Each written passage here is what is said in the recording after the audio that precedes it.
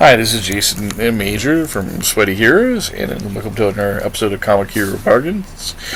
And I just wanted to do today. We're going to do an X-Men theme comic bargains, and so I wanted to do a shout out to Rogues Gallery and Paper Heroes in Windsor for their great comic books that they have at bargain prices.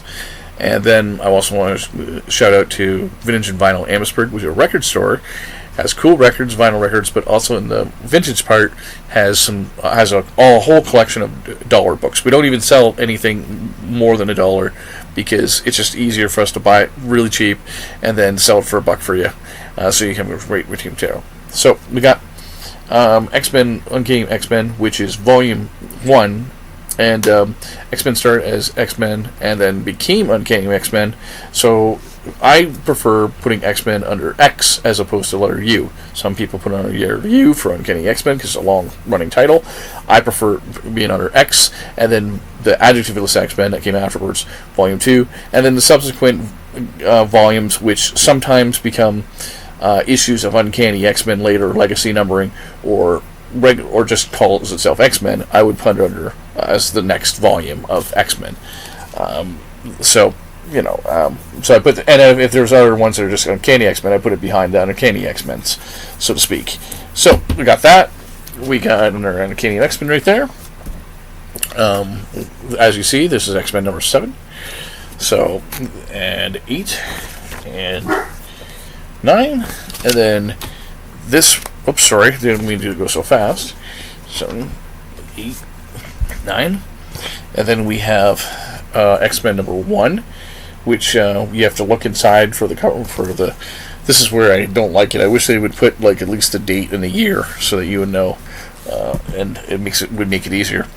Then we have when I'm doing miscellaneous X-Men, I put all of them together under a big group and just go from A to Z.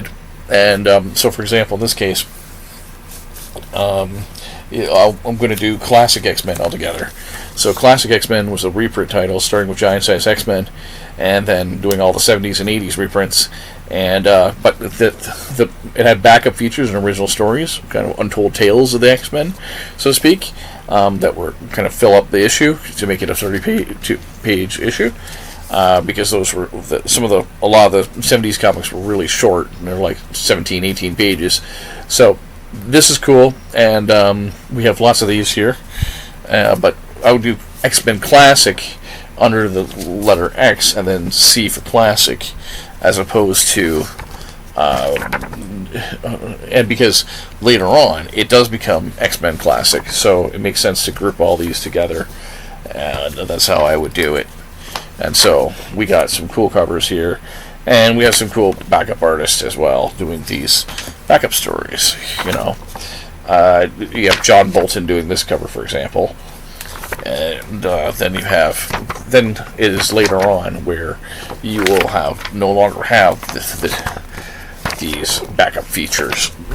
So for example, in this one you do have a backup feature, and it's drawn by Jim Lee, but those backup features are getting shorter. And then finally, later on, I believe around the X-Men Classic time, when they rebrand it as X-Men Classic, that's when they get rid of the backup features altogether, and it's just straight stories that are being told. So we got Doctor Doom in this issue, and then you have Spider-Woman, Jessica Drew, in this Classic X-Men issue. That's Magneto, of course, and the Sentinels. And then Wolverine in his brown costume, and then Colossus. Got Storm and the Brood. You got another issue.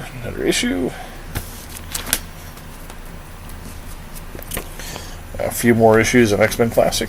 So this series going up way past issue 90, but had a good long run of reprints. Then, like I said, like Astonishing X-Men, there are various runs of Astonishing X-Men as a limited series or an ongoing series, but I would just, because if you don't have a lot of them, I would just put it in X-Men Miscellaneous, and then X-Men Astonishing as an S. So I put, actually, this is Apocalypse and the extracts. But if you look inside, it says Age of X-Man. I know it's X-Man, not X-Men, but because it's an X-Men related miniseries, and I don't think people would see it if I put it under the word A for Apocalypse or A for Age of X-Men, I'm going to put this under X-Men, Age of X-Men. Or you can put it under X-Men, Apocalypse and Extracts, I suppose. But I'm going to put this one here, put this one there. And then we have Devil's Reign, X-Men. So I'm going to put it under X-Men with the letter D for Devil's Reign, unless I had a lot of Devil's Reign storyline, and I want to keep all the Devil's Reign together. Then we have X-Men Unlimited together here. And then we have X Lives of Wolverine, which you could put under Wolverine, and then X Lives, or I would put under X-Men X Lives of Wolverine. That's how I'd do that. And then finally we have Extreme X-Men right here. So that's how I would do. I would file my X-Men from A to X, or A to Z as we say in Canada, or A to Z if you say in America. How would you file your X-Men miniseries? Let me know in the comments below. Stay sweaty.